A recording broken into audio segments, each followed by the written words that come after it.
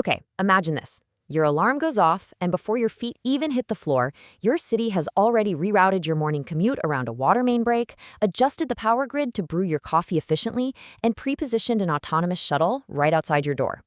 Welcome to This Explainer. Today, we're exploring the absolutely dazzling future of urban technology and the vital rulebooks we desperately need to keep our communities safe. We are literally standing on the brink of an incredible leap in how our urban environments operate, completely powered by next-generation networks and artificial intelligence. So, to kick things off, I want you to ask yourself a simple question. What exactly comes after the smart city? For years, we've heard all about smart cities. We know they use data and connected sensors to optimize streetlights or maybe monitor power grids. But as technology advances so rapidly, that whole concept of a merely smart city, one that just reacts to data, is kind of already becoming outdated. We're moving towards something entirely different, something almost organic. Here's our roadmap for today. We're going to cover the leap from smart to cognitive, 6G's impact on urban mobility, the ethical AI imperative, Europe's policy playbook, and finally, the future of our cities. Let's dive right in. Section 1. From smart to cognitive, the next urban paradigm. Now, think of a traditional smart city like a giant nervous system. It's really good at reacting to stimuli, right? A cognitive city, however, has a brain. This isn't just some standard infrastructure upgrade. It is a fundamental shift in how a metropolis breathes. In a cognitive city, the network doesn't just passively transport your data from point A to point B. It actually understands it. And that's because 6G is being developed as an AI-native network, meaning machine learning is baked right into its very foundation. The city acts as a living, breathing digital mirror of the physical world, sensing, learning, and self-optimizing continuously, without ever waiting for a human to push a button. The contrast between the two is honestly night and day. We're moving from 5G cities that just react to data to AI-native 6G cities that proactively orchestrate your entire day. Think about how frustrating it is to sit at a red light at 2 in the morning when absolutely no one is coming the other way.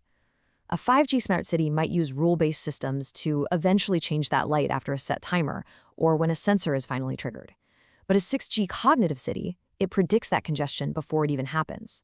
It knows the flow of traffic miles away and instantly reroutes cars across self-managing networks so that red light scenario never even occurs. It's the evolution from just clumsily controlling intersections to beautifully orchestrating the entire flow of the city. Section 2, 6G and urban mobility, orchestrating the flow.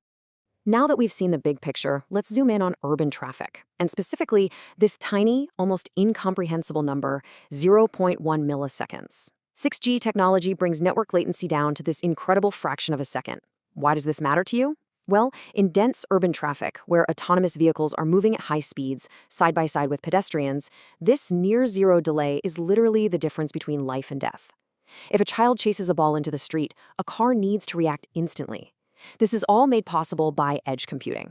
Instead of sending data to some distant server farm miles away to be processed, edge computing processes that life-saving intelligence right there on the local street corner, completely eliminating the lag. And this near-instant speed enables 3 critical steps. Imagine 2 self-driving cars rapidly approaching a blind intersection.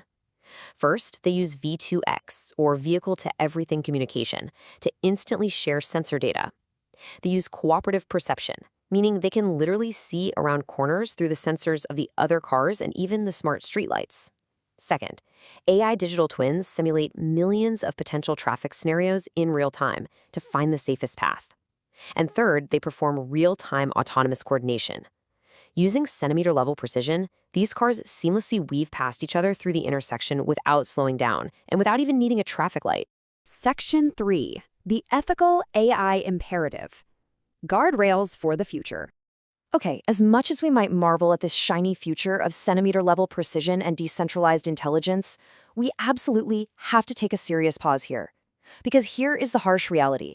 Integrating AI at this massive, citywide scale brings enormous risks. If our streets, our cars, and even our walking paths are constantly monitored by ultra-low latency sensors, we face unprecedented challenges when it comes to data privacy, algorithmic bias, and cybersecurity. A network that knows exactly where every vehicle and pedestrian is at all times, what route you take to work, where you drop off your kids, demands incredibly robust governance. Without strict guardrails, a cognitive utopia could effortlessly slide right into a surveillance dystopia. To prevent those risks, research from the ITCon Journal lays out some foundational principles for ethical AI. We need absolute fairness to ensure AI algorithms don't develop unseen biases or engage in racial profiling in city planning or law enforcement. We need transparency, so you understand exactly how these models function in your neighborhood. But perhaps most importantly, we need human oversight. An algorithm might be incredibly efficient at managing the energy grid, but humans absolutely must be the ones managing the algorithm. By prioritizing data privacy, safety, and deep inclusivity, we can ensure these advanced systems actually serve all demographics equally, rather than just a privileged few. Section 4, Europe's Policy Playbook, Writing the Rules. With the stakes being this high, it's fascinating to see how nations in Northern Europe are racing to write these rules right now. And what we see is that there's definitely no one-size-fits-all approach. The UK is pushing massive financial investments, rolling out a staggering £31 billion fund to rapidly build out their digital infrastructure. Norway is taking a uniquely inclusive approach, emphasizing that AI must understand local languages, including minority languages like Sami, so indigenous populations aren't left behind. Denmark is tightly focusing on public-private innovation to become a global frontrunner in ethical deployment. Meanwhile, Finland is taking an educational route, focusing on broad research excellence and building competence across their entire society so everyday citizens actually understand the tools governing them. Now, to evaluate these very different strategies objectively, without taking any political sides, researchers use a structured tool called a SWOT analysis. They look closely at strengths, weaknesses, opportunities, and threats. For instance, having massive funding is a clear strength, but failing to attract the top global talent to manage that infrastructure? That's a critical threat. Or a country might have incredible ethical guidelines, but face severe interoperability weaknesses when trying to connect their tech across borders. It's a highly practical framework that really cuts through the hype to measure what policies are actually working on the ground. Section 5, The Future of Cities, Bridging Tech and Governance.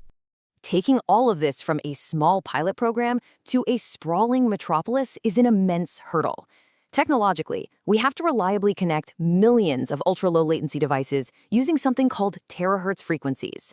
These frequencies offer mind-boggling speeds, but they're so incredibly fragile that even a heavy rainstorm or dense physical buildings can cause massive signal interference. On top of that, engineers are navigating severe interoperability challenges to make sure all these devices can talk to each other. And looming over the whole shebang is the absolute necessity of securing this vast infrastructure from crippling cyber attacks. We have to enforce algorithmic accountability so AI decisions are totally transparent, all while balancing intense global competition with the paramount need for local, citizen-level safety. So as we wrap up today, I want to leave you with this really provocative thought. We clearly have the technology to build autonomous cognitive cities, but will our ethical frameworks keep pace to ensure they remain humane? The shift to 6G isn't just an infrastructure upgrade, it's a profound test of our values as a society. It requires us to demand that the rules governing our digital mirror are as flawless and protective as the technology itself. Thank you so much for joining me for this explainer, and keep questioning the framework of the future.